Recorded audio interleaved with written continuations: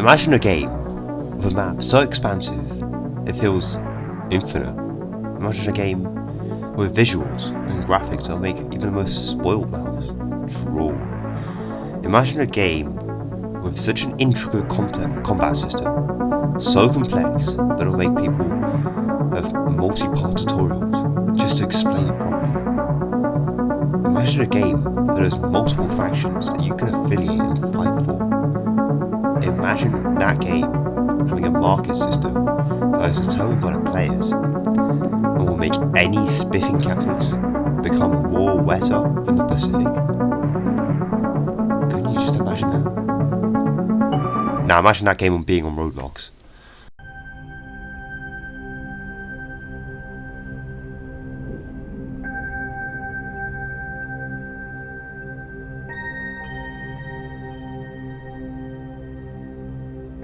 Starscape is a space-themed MMORPG where you play as a man who lives in space. There's not really much in terms of lore in this game. Anyway, there's three main factions: the Kavani, the Fulcrans, and Space America.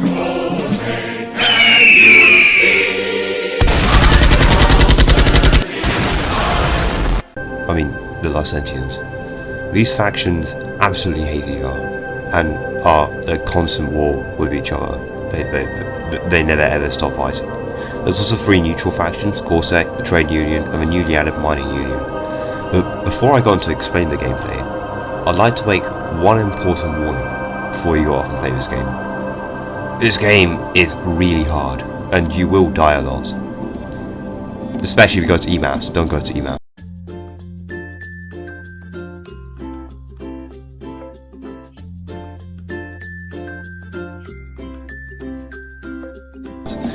Oh, and the progression is also slower than my dead racing horse. You better have some good long hours.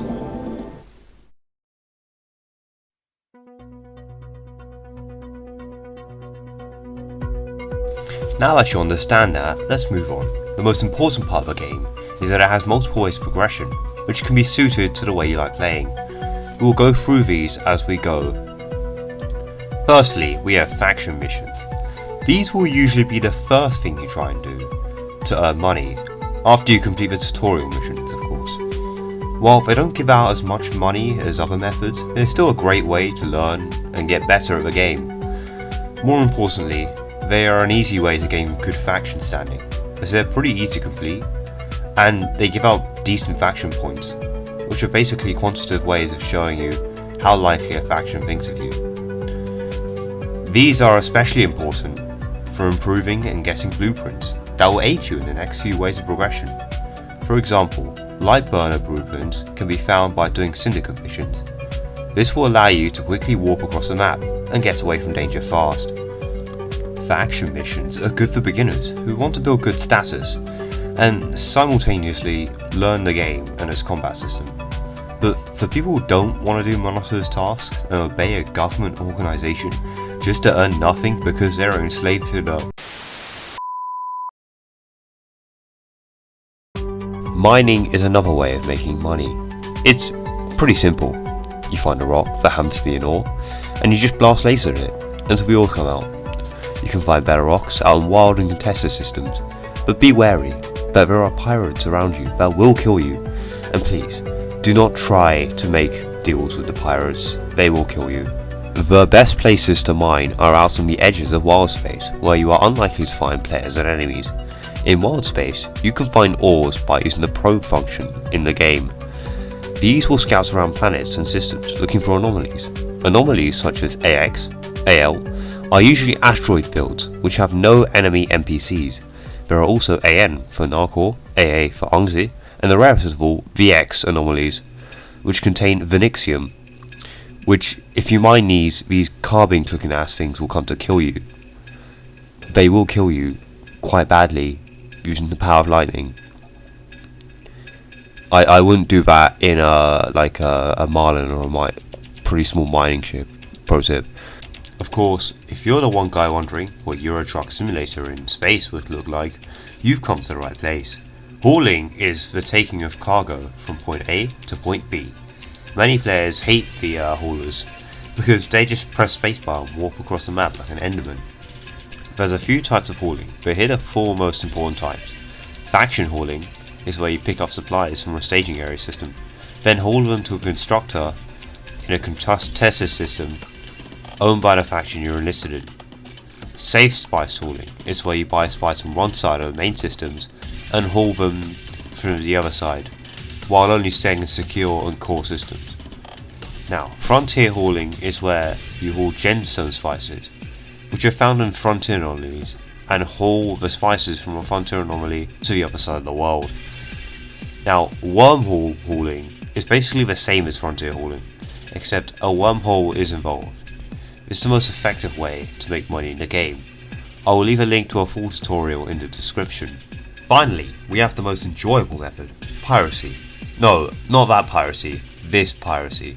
Nothing is more satisfying than swashbuckling a couple of Yukons for that juicy jellium. Although, as much as it is satisfactory, it is also either very risky or very time consuming, considering you have to constantly search around for miners over a vast and empty wild space, or risk your expensive ships by going through a notorious system like Gassenseer. Hey guys, is this where the rally is? These don't usually earn you as much money as other methods, but you know, it's usually done for sport.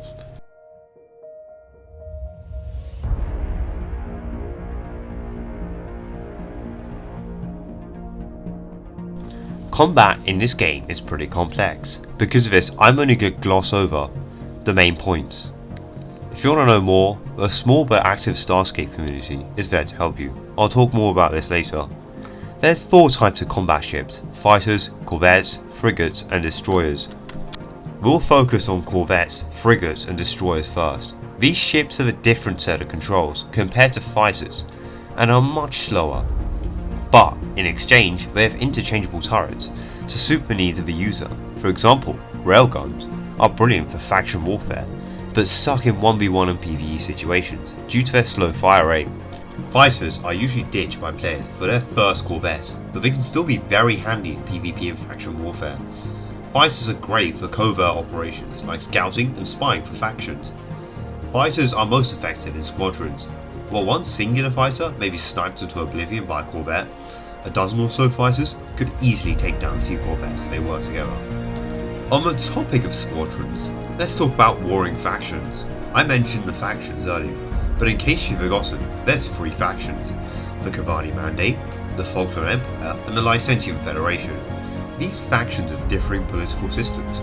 The Kavanis are an authoritarian meritocracy, whatever that means. The Falkland are a ruthless dictatorship, and the Licentians are a liberal democracy. These factions fight over contested systems. These factions have large communities and sub-factions, or squadrons, of which you can join and rally with. There's also other warring factions, such as guerrilla factions, such as the currently infamous Hei Tianlong, a faction of 5 or more people who have been upturning faction raids left, right and centre, known for their suspiciously fast ambushes, and the fact that they've managed to defeat the forces of 3 warring factions, plus another large alliance of factions called the Coffee Consortium, in just 5 days. 5! There's a full investigation and documenting the outrageous shenanigans of this faction. It's crazy, you should check it out. Whilst I was editing the video, news came out, HTL just managed to crash the economy. Just now. I don't know how they've done this, considering their faction's only 5 days old. But yeah, let's back to the video.